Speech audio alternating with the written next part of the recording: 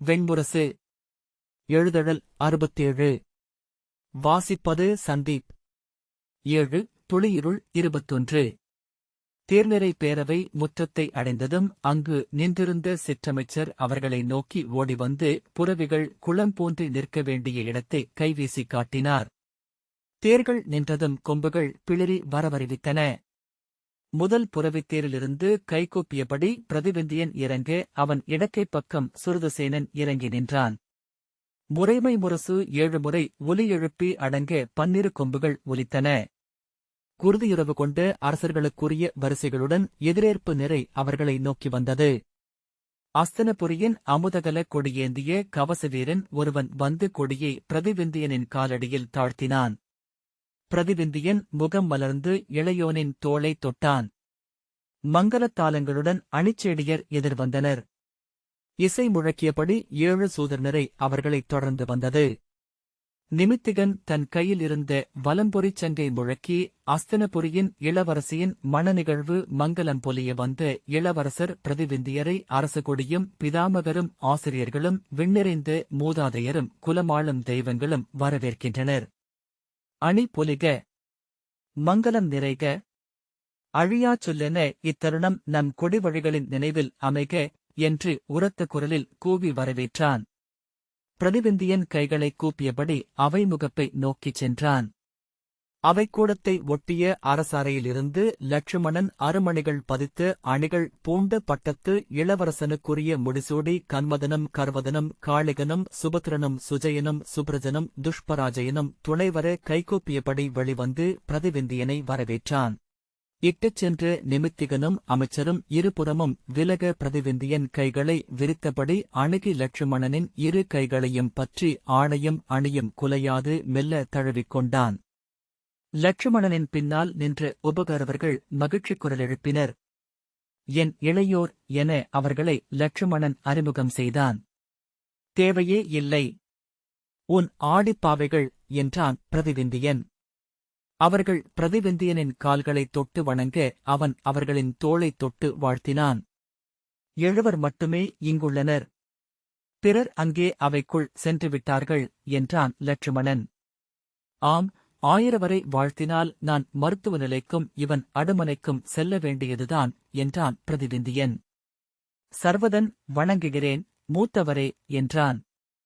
லட்சுமணன் தன் கால் தொட்டு வணங்கிய சர்வதனை தோள் சேர அணைத்து இணைத்தோழன் என்றான். நோக்குவோம் என்றான் சர்வதன். தன்னை வணங்கிய சுருதசேனனையும் இதேயனையும் லட்சுமணன் வாழ்த்தினான். அறைக்குள் வலது மூலையில் கூடி நின்றிருந்த அணிப்பரத்தையர் குரவையிட்டு அத்தருணத்தை தேவர்கள் நோக்கும்படி அழைத்தனர். லட்சுமணன் பிரதிவிந்தியனின் கைகளைப் பற்றியபடி உள்ளறைக்குள் கொண்டு சென்று அங்கிருந்த பீடத்தில் அமர்த்தினான். அவனைத் தொடர்ந்து வந்து விருஷசேனனை நோக்கி, மூத்தவரே, இத்தருணம் என் வாழ்நாளில் நான் அடைந்த உச்சம். உறவினர் சூழ அமர்ந்திருப்பதைப் போல பிறிதொரு உவகை இப்புவியிலில்லை என்று தோன்றுகிறது என்றான். விருஷசேனன் அவன் தோளைத் தட்டிய பின், நீ உன் முதுதந்தையின் வடிவம் என்கிறார்கள். அவர் சுற்றமும் குலமும் மைந்தரும் சூழ அமர்ந்திருப்பதையே வாழ்வியல் முதன்மை களியாட்டெனக் கொண்டவர் என்றபடி அங்கிருந்த பெரிய பீடமொன்றில் அமர்ந்தான். லட்சுமணன் சர்வதனை நோக்கி, இளைய தந்தை பீமனை ஓவியங்களில் கண்டது போலிருக்கிறான். இவன் உடன்பிறந்தான் சுதசோமனும் அவ்வாறே என்றனர். இவர்கள் இங்கேயே இருந்திருக்கலாம் என்றான். சர்வதன் பீடத்தில் அமர்ந்தபடி லட்சுமணனிடம், பேரழகுடன் எழுந்துள்ளீர்கள் மூத்தவரே என்றான். தங்கள் தந்தையின் முழுநிகர் உடல் கொண்டுள்ளீர்கள். விருஷசேனன், மாற்றொரு கொண்டு வந்து தந்தையர்தான் இங்கே உளமாடி மகிழ்கிறார்களோ என மயங்குகிறேன் என்றான். லட்சுமணன் எழுந்து சர்வதன் அருகே சென்று ஒரு கையால் அவன் தோளை வளைத்த பின் விருஷசேனனிடம், 2 தோள்களில் எது ஆற்றல் கொண்டது என்றான். இணைத்தோள்கள். ஆனால் நிகர்நிலையால் நீ ஒருபடி மேல் என்றான் விருஷசேனன். ஆனால் கோணலும் ஓர் ஆற்றல். அதைக் கலையென ஆக்கிக் கொண்டவர் இளைய பாண்டவர் யோதேயன். நீங்கள் களம் நின்று மற்போரிடுவதைக் காண விழைகிறேன் என்றான். இன்றே நிகழ்த்திவிடுவோம். இந்த மணக்கூடலுக்குப் பின்னர் களியாட்டரங்கு உள்ளது என்று லட்சுமணன் சொன்னான்.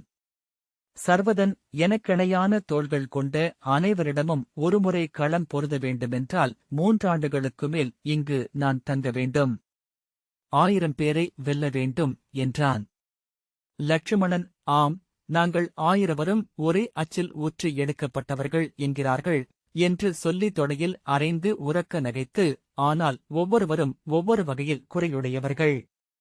அத்தனை குறைகளும் இணைகையில் அதுவே நாங்கள் என்றாகி இந்நகர் மக்களுக்கு தோன்றுகிறோம் என்றான். அவன் இளையோர் நகைக்க நகைப்புக்காக மட்டும் சொல்லவில்லை, பெருந்திரளன கூடுகையில் பிழைகளே ஒருங்கு குவிகின்றன என்று லட்சுமணன் சொன்னான்.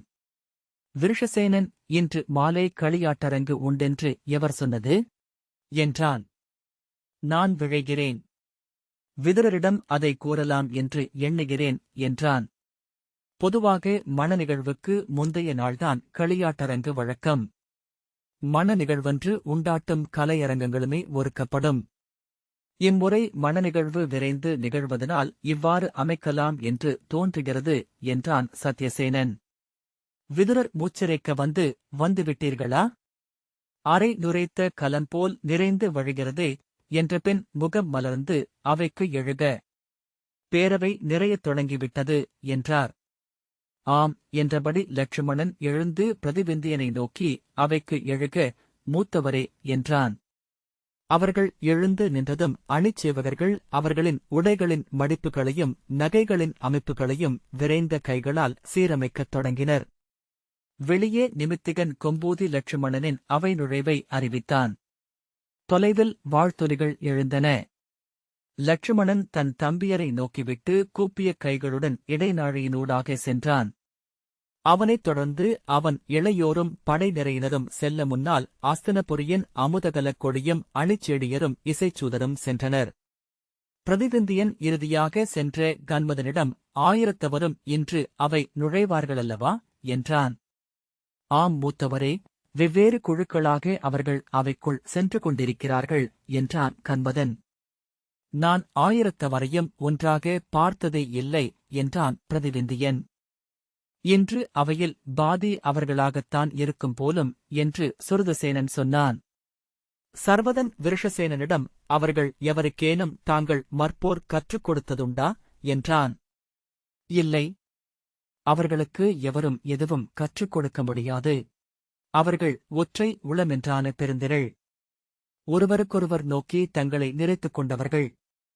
அத்தனை பேர் ஒன்றாகப் பிறந்து வளர்ந்தமையால் பிற மானுடரை நோக்க அவர்களுக்கு உளம் அமையவில்லை என்றான். அவர்களுக்கு கதைப்போர் தெரியும் என்றான் சித்திரசேனன். அவர்களுக்கு மற்போரும் வாட்போரும் கற்றுக் கொடுக்க பல்வேறு ஆசிரியர்கள் முயன்றிருக்கிறார்கள். துரோணரின் மாணவர்கள் அவர்களுடன் சென்று தங்கி கற்பிக்க முயன்றிருக்கிறார்கள். அவர்கள் பிற மானுடரை உண்மையில் அறிவதே இல்லை. கற்றுக்கொண்டவர் அவர்களின் மூத்தவர் மட்டுமே. ஏனென்றால் அவர் பிறக்கும்போது இளையோர் இல்லை. அவர் கற்றுக்கொண்டதை மட்டுமே பிறர் அறிந்திருக்கிறார்கள் என்று தோன்றுகிறது என்றான் சத்யசேனன். கனகர் வந்து, தாங்கள் கிளம்பலாம் இளவரசே என்றார்.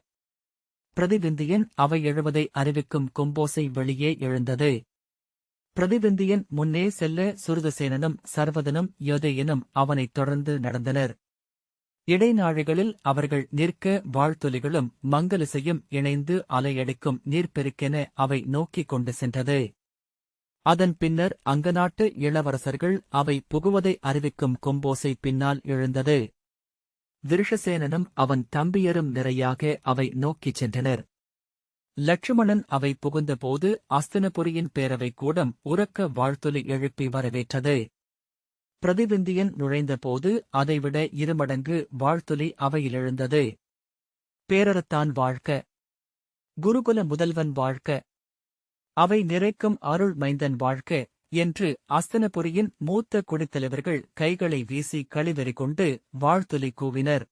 இருபுறமும் மங்கலச் சுடர்கள் தெய்வம் இறங்கியவர்கள் போல உடல் வியர்த்து வழிய தலை சுழற்றி உடல்கள் துள்ள இசை முழக்கினர். பிரதிவிந்தியன் கைகூப்பியபடி சென்று தன் பீடத்தில் அமர்ந்தான். விருஷசேனனும் தம்பியரும் அவர்களின் இருக்கைகளில் வந்தமர்ந்தனர்.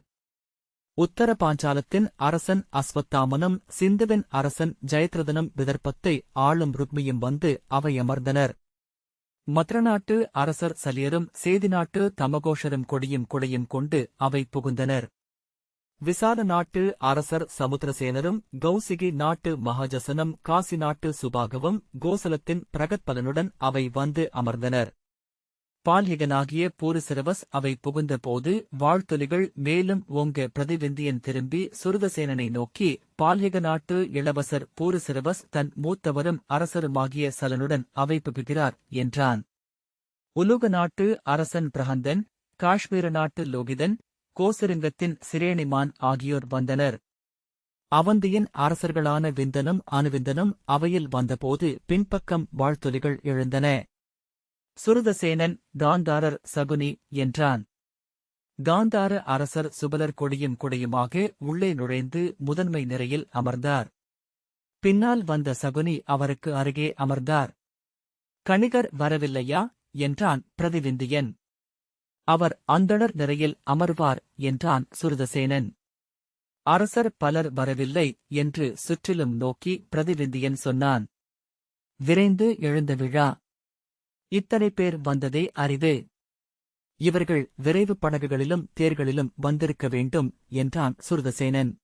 இரு மாணவர்கள் தோளில் கை வைத்து பீஷ்மர் நடந்து வந்து தலைக்கு மேல் கையெடுத்து அவையை வணங்கிய போது வாழ்த்தொலிகள் உரக்க எழுந்தன. அவர் மரவொரியிட்ட இருக்கையில் சென்று அமர்ந்து வலக்காலை தூக்கி மடித்து உடலை ஒசித்துக் கொண்டார். விழிகள் இமைசரிய தோள்கள் மெல்ல தளர துயில் கொள்பவரைப் போல அமைதியடைந்தார். இடதுகை மார்பில் விழுந்திருந்த தாடியை மெல்ல நீவிக் கொண்டிருந்தது. மாணவர்கள் சூழ துரோணர் அவை புகுந்தார். அவருடன் கிருபரும் இருந்தார். திருதராஷ்டிரர் சஞ்சயனின் தோள் பற்றி அவைக்குள் நுழைந்தபோது உரத்த குரலில் வாழ்த்தியபடி குலமூத்தார் எழுந்து நின்றனர். ஓசை நோக்கி முகம் திருப்பி கைகூப்பி வணங்கிய பின் அவருக்கான பெரிய பீடத்தில் அமர்ந்து இரு கால்களையும் நீட்டி பெரிய கைகளை கைப்பிடி மேல் வைத்து நீள்மூச்சு விட்டார். அவர் தலை மெல்ல சுழலத் தொடங்கியது. எதையோ வாயிலிட்டு மெல்பவர் போல தாடை இறுகி அசைந்தது. பிரதிவிந்தியன் கணிகர் வந்து அவையமர்வதை பார்த்தான். சுருதசேனனை நோக்கிய பின் சற்று விழிதிருப்பி மீண்டும் நோக்கிய போது அவரை கண்டுபிடிக்க முடியவில்லை. விழிகளால் துழாவி அதன் பின்னரே எவரும் நோக்கவியலாத வளைவு ஒன்றில் தரையிலிடப்பட்ட மெத்தையில் அவர் உடைந்த உடலை ஒடுக்கி படுத்திருப்பது போல அமர்ந்திருப்பதைக் கண்டான். அவருக்கான பீடத்தின் மேல் அவருடைய மரவரி மேலாடை மட்டும் போடப்பட்டிருந்தது. அவை முழுமையாக நிரம்பியதும் நிமித்திகன் அறிவிப்பு மேடையிலேறி கையிலிருந்த சிறு கொம்பை முழக்கினான். ஓசையடங்கி அவை அமைதி கொண்டது. வெளியே அவை முரசுகள் முழங்க நிமித்திகன் யயாதியின் குடித்தோன்றல், சந்திரகுலத்து முடிமன்னர், குருகுலத் தலைவர், ஹஸ்தியின் தன்னுரு கொண்டவர், மாமன்னர்கள் பிரதீபனின் விசித்திர வீரியனின் கொடிவழியினர், தார்த்தராஷ்டிரர், அஸ்தனபுரியை ஆளும் துரியோதன மாமன்னர் அவை நுழைகிறார் என்று அறிவித்தான். மங்கள இசைகளும் வாழ்த்தொலிகளும் எழுந்து குவை மாடங்களில் மோதி ஓசையருவியென தலைக்கு மேல் கொட்டின. தன் ஆடைகளும் வயிறும் செவிமடல்களும் அவ்வோசையில் அதிர்ந்து கொண்டிருப்பதாக பிரதிவிந்தியன் உணர்ந்தான். முதல் முறையாக அரசவை அவனுக்கு சலிப்பையும் ஒவ்வாமையையும் உருவாக்கியது. எவருக்கு எதிராக இந்த ஓசை? எவரிடம் அறிவிக்கிறார்கள்? தெய்வங்களுக்கா? பூதாதையருக்கா? குடிகளுக்கா? இல்லை, காலத்திடம், ஊழிடம். ஒளிந்திருக்கும் நுணல் எழுப்பும் அழைப்புக் குரல் இது. அஸ்தனபுரியின் அமுதகல கொடியுடன் வந்து பொற்கவசமணிந்த வீரன் அவை நுழைந்து அதை நிலைப்படுத்தினான். தொடர்ந்து மங்களச்செடியர் நிறை 5 மங்கலங்களேந்திய தாளங்களுடன் வந்து அவையை வணங்கி இரு பிரிவுகளாக பிரிந்தகின்றது. மூச்சு வாங்க உடல் வியர்த்து வழிய இசை முழக்கி வந்த சூதர்கள் 3 பிரிவுகளாகப் பிரிந்து அவையில் முன்னரே நின்ற இசைச்சூதர்களுடன் இணைந்து கொண்டனர். வெப்பமேறும் கலத்து நீர் என அவை மெல்ல தன்னுள் சுழன்று கொண்டிருந்தது. கைகூப்பியபடி அரசணைக் கோலத்தில் வந்து துரியோதனன் அரச மேடை மேல் ஏறி வணங்கி நின்றான். 7 வைதிகர்கள் கங்கை நீர் கொண்ட பொற்கலங்களுடன் அவனை எதிர்கொண்டு நீர் தெளித்து மலரளித்து வாழ்த்தி இரு கைகளையும் பற்றிக் கொண்டு சென்று அரியணையில் அமர்த்தினர். 3 குலமூதாதையர் கொண்டு வந்த தாளத்திலிருந்து மணிமுடியை எடுத்து மூத்த குலத்தலைவர் ஒருவர் அவன் தலையில் சூட்ட அவையிலிருந்தவர்கள் அரிமலர் வீசி அவனை வாழ்த்தினர். செங்கோலும் உடைவாளும் அவனுக்கு அளிக்கப்பட்டன. இடப்பக்கம் மங்கல இசை இழ பேரரசி பானுமதி துச்சாதனனின் துணைவி அசலையுடன் அவை நுழைந்தாள்.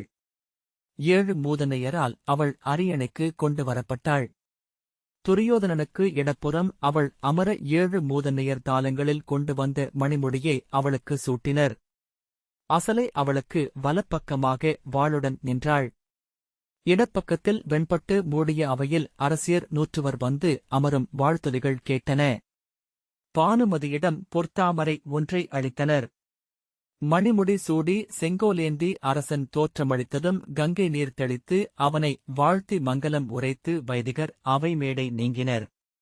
அரசப்பேரவைக்கு வெளியே எழுந்து முரசொலிகள் களிறுகள் என்றும் உடனிணைந்து கூறிய கொம்போசைகள் அவற்றின் வெண்டந்தங்கள் என்றும் பிரதிவிந்தியன் எண்ணினான். வாழ்த்தொலிகளும் மங்கலிசையும் அதைச் சூழ்ந்து அலையடிக்கும் இளஞ்சோலை. அவ்வெண்ணங்களின் சலிப்பு அவனை அசைய வைத்தது. அவன் மெல்ல சரிந்து, அரசப்பேரவையில் மணமங்கலம் நிகழும் வழக்கமுண்டா, இளையோனே என்றான். சுருதசேனன், இது யாதவபுரியின் சாம்பர் கொண்ட மகட்கூளை அஸ்தினபுரியின் அவை முறைப்படி ஏற்றுக்கொள்ளும் சடங்கு மட்டும்தான், மூத்தவரே.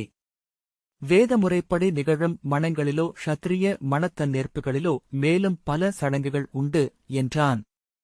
பிரதிவிந்தியன், ஆம், ஆண் பெண்ணை கவருவதற்கு உடன் நிற்கும் தெய்வங்கள் வேறு. குடியும் மூத்தவரும் சூழ்ந்து வேதம் ஓதி கைப்பிடித்தளிக்கையில் நிறந்து நின்று வாழ்த்தும் தெய்வங்கள் வேறு என்றான். சுருதசேனன் புன்னகைத்து, முந்தைய தெய்வங்கள் தொல்காடுகளில் பிறந்தவை. ஒருகையில் மதுக்குடமும் மறுகையில் காட்டு மலர்களும் கொண்டவை என்றான். பிரதிவிந்தியன் அவனை திரும்பிப் பார்த்து புன்னகைத்தான். மங்கல இசையும் வாழ்த்தொலிகளும் அலைகளென வந்து அனைத்து சாளரங்களினூடாகவும் நின்று அவை கூடத்தை நிரப்பின. 3 நிமித்திகர்கள் உள்ளே வந்து ஒன்றுடன் ஒன்று தொடுத்துக் கொண்டு வண்ண ஒளிச் சுழற்சியென தெரிந்து மறைந்த கொம்போசையை எழுப்பி மனநிறைவு அணுகுவதை அறிவித்தனர். தொடர்ந்து மதுராவின் கொடியேந்திய கவசவீரன் உள்ளே வந்து அவைக்கு முன் கொடியைக் காட்டி அதை நிறுத்தினான். பட்டாடைகளும் பொன்னணிகளும் மின்ன அணிச்சேடியரின் நீண்ட நிறை மங்கலத் தாளங்களில் எரிந்த சுடர்கள் மலர்தழ்களென அசைய அவைக்குள் புகுந்து வண்ணத்திரிகளென பிரிந்து அவையின் விளிம்புகளில் பரவி நிறைந்தது.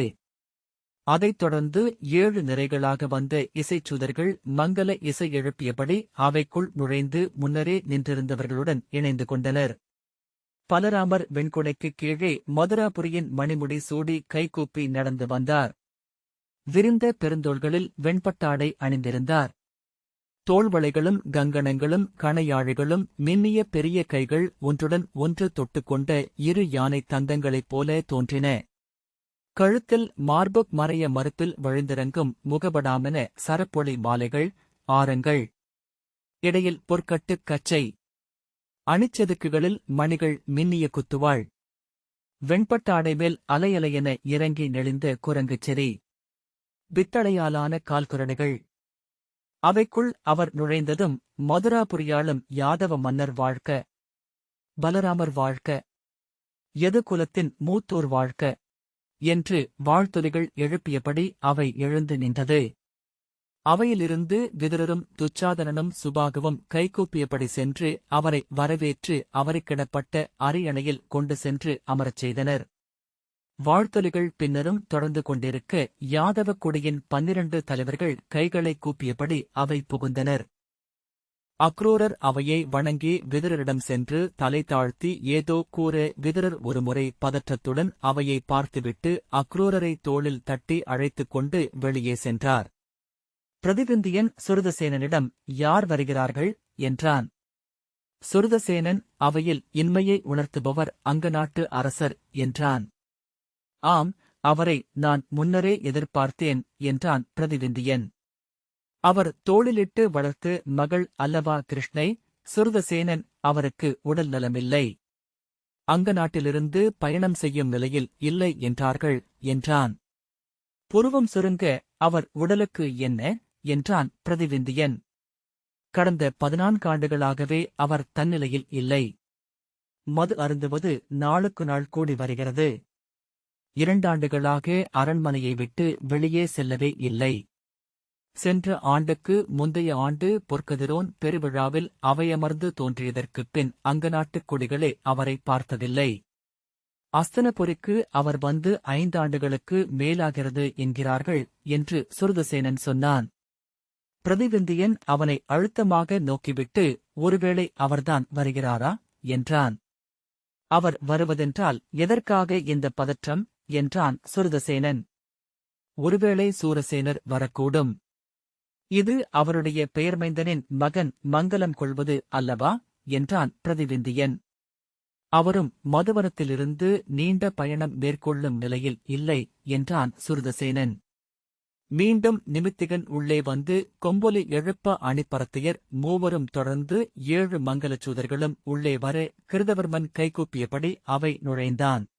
அஸ்வத்தாமனை திரும்பிப் பார்த்தபின் பிரதிவிந்தியன், ஆம், அவரையும் நாம் எதிர்பார்த்திருக்க வேண்டும் என்றான். அவர் இங்குதான் இருக்கிறார். இப்போது யாதவக் குடியின் தரப்பாக பெண்ணின் தாய்மாமனாக அவை புகுகிறார். சுருதசேனன், அவர் ஏன் பிந்தினார்? எவருக்காக காத்திருந்தார் என்றான்.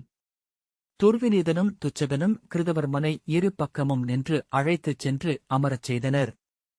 மணமங்கலம் தொடங்கப் போகிறது என்று எண்ணுகிறேன் என்று சுருதசேனன் சொன்னான். அவை கொள்ளும் உடல் மாற்றத்தினூடாகவே நிகழவிருப்பது என்னவென்பதை நம் உளம் உணர்ந்து கொண்டிருக்கிறது.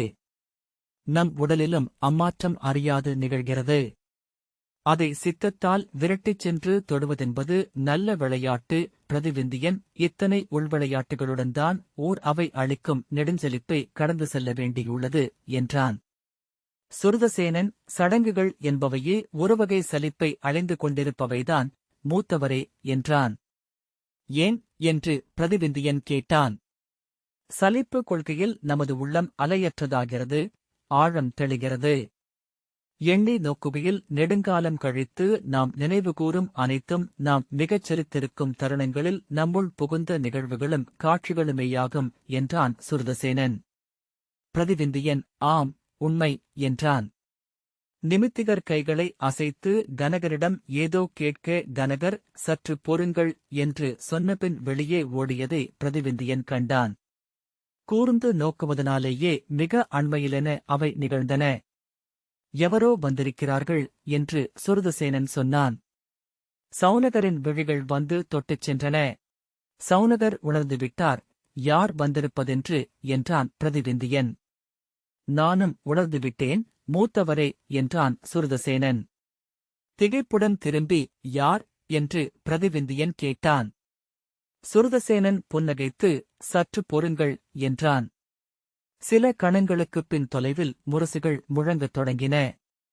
அதன் தாளத்தைக் கேட்டதுமே, அவரா என்று பிரதிவிந்தியன் கேட்க, ஆம் என்று சுருதசேனன் புன்னகைத்தான். தாளம் மேலும் எழுந்ததுமே அவை முழுக்க வருபவர் எவர் என்பதை உணர்ந்து கொண்டது. திகைப்பும் ஆழ்ந்த அமைதியும் உருவாகி அவை எங்கும் படர்ந்தது. பிரதிவிந்தியன், ஆம், அவள் திருமணத்திற்கு அவர் வரமாட்டார் என்று எப்படி எண்ணினேன் என்றான். சுருதசேனன், மாற்றுருவில் மணங்கொள்வது அவரே அல்லவா என்றான். பிரதிவிந்தியன் திரும்பி, சாம்பனா என்றான். அவள் என்றான் சுருதசேனன். முரசுகளின் ஒலி வலுத்து கொம்புகளும் வாழ்த்துளிகளும் இணைந்து கொண்டன. இளைய யாதவர் வெல்க, துவாரகையின் தலைவர் வெல்க, எதுகுலத்தோன் வாழ்க, ஆழியும் சங்கம் அமைந்த கரத்தோன் பொலிக என வாழ்த்துளிகள் பெருகிச் சூழ்ந்தன. பிரதிவிந்தியன் கைகளைக் கூப்பியபடி எழுந்தான். அவனைத் தொடர்ந்து சுருதசேனனும் எழுந்தான். அவ்வசைவு உறைந்து அமர்ந்திருந்த அவையில் நீர்ப்பரப்பில் கல் என அலைக்குலைவை உருவாக்கியது. குடித்தலைவர்களும் வணிகர்களும் அமைச்சர்களும் அந்தணர்களுமென ஆங்காங்கே ஒவ்வொருவராக எழத் தொடங்கினர். கூப்பிய கைகளுடன் வாயிலில் இளைய யாதவர் தோன்றிய போது அவை முழுக்க எழுந்து நின்றது. துரியோதனன் அரியணையிலிருந்து எழுந்து கைகளை கூப்பியபடி நடந்து சென்று அவரை எதிர்கொண்டு, அஸ்தனபுரியின் அவைக்கு நல்வரவு, யாதவரே. இந்த மணநிகழ்வு தங்களால் முழுமை கொள்கிறது. இத்தருணம் வரை தங்களையே எண்ணிக்கொண்டிருந்தேன் என அறிவீர்கள் என்றான். இளைய யாதவர் புன்னகைத்து, எனக்கு இனியவள் அவள் என்றார். ஆம், உங்களுக்குரியவள் என்றான் துரியோதனன். இளைய யாதவர் அவையை வணங்கியபடி நடந்து உள்ளே வர அவருக்கான பீடமெதுவும் போடப்படவில்லை என்பதை பிரதிவிந்தியன் கண்டான். அமைச்சர்கள் அங்குமிங்கும் முட்டி மோதுவதைக் கண்டு துரியோதனன் சினத்துடன் கை நீட்டி கனகரிடம் ஏதோ சொல்ல விதுரர் பதறி அணுகுவதற்குள் இளைய யாதவர் சென்று அவை மூலையில் அமர்ந்திருந்த கணிகரின் அருகே ஒழிந்து கிடந்த அவருடைய பீடத்தில் அமர்ந்தார். கணிகர் புன்னகையுடன் இளைய யாதவரிடம் ஏதோ சொல்ல முகம் மலர்ந்து விழிகனிந்து குனிந்து அவர் மறுமொழி உரைத்தார். இளைய யாதவரை நோக்கி வந்து விதுரரும் கனகரும் தயங்கி பின் குனிந்து ஏதோ சொல்ல அவர் மறுத்து கையசைத்தார். துரியோதனன் பொறுமையிழந்து விதுரரை நோக்கி இளைய யாதவருக்கான பீடத்தைப் பற்றி சொல்வதை பிரதிவிந்தியனால் உதடு அசைவிலிருந்து உய்த்துணர முடிந்தது. விதுரர் அவர் அங்கு அமரட்டும், அதுவே முறை என்பது போல கை காட்டினார். பின்னர் நிமித்திகரை நோக்கி அவர் கையசைக்க நிமித்திகர் இரு கைகளையும் வீசி அவை மங்கலம் தொடங்கும்படி ஆணையிட்டார். பெண்கள் குரவையிட மங்கல இசை பெருகி அறையை நிரப்பியது. தன் சிறு கொம்பை எடுத்துக்கொண்டு அவை மேடையில் ஏறிய நிமித்திகன், அவையீரே, சான்றோரே, மூதாதையரே, தெய்வங்களே, இதை அறிக. ஐம்பருக்களே, இந்த சைத்திர மாதம் 7ஆம் நிலவு துவாரகையின் இளவரசர் யதுகுலத் தோன்றல் சாம்பர் தந்தையரும் சான்றோரும் அமர்ந்துள்ள இந்த அவையில் அஸ்தினபுரியின் குடித்தோன்றல் மாமன்னர் துரியோதனரின் புதல்வி கிருஷ்ணையை கைப்பற்ற உள்ளார். இந்நாளில் மணநிகழ்வின் தெய்வங்கள் சூழ்க்க, வசந்தத்தின், இன்மதுவின், நன்மலர்களின் கந்தர்வர்கள் இங்கெழுந்தருளி வாழ்த்துக. உடலிலையும் காதலியும் அருகணைக. 3 முதற் தெய்வங்களும் தேவியருடன் நின்று அருள்க என்றான். அவிகொள்ளும் தேவர்களும் நீர்கொள்ளும் மூதாதையரும் மகிழ்க. ஐம்பெரும்பருக்களும் மங்கலம் கொள்க. இனி நிகழும் சேர்க்கையில் நம் குலத்துக் கொடிவழிகள் விண்ணிலிருந்து ஊறி மண்ணில் எழுக. ஓம். அவ்வாறே ஆகுக என அவன் உரைத்தபோது அவை கைதூக்கி ஆம், ஆம், ஆம் என வாழ்த்தியது. கொம்போசைகள் எழ வலது பெருவாயிலினூடாக யாதவக் குடியின் இளவரசர்கள் இருபுறமும் தொடர சாம்பன் கைகளை கூப்பியபடி அவைக்குள் நுழைந்தான். மறுபக்கம் சேடியர் தொடர கிருஷ்ணை மலர் மாலை அணிந்து தலை குனிந்து சிற்றடி எடுத்து வைத்து அவை மேடைக்கு வந்தாள். இந்த வாசிப்பை கேட்டதற்கு நன்றி.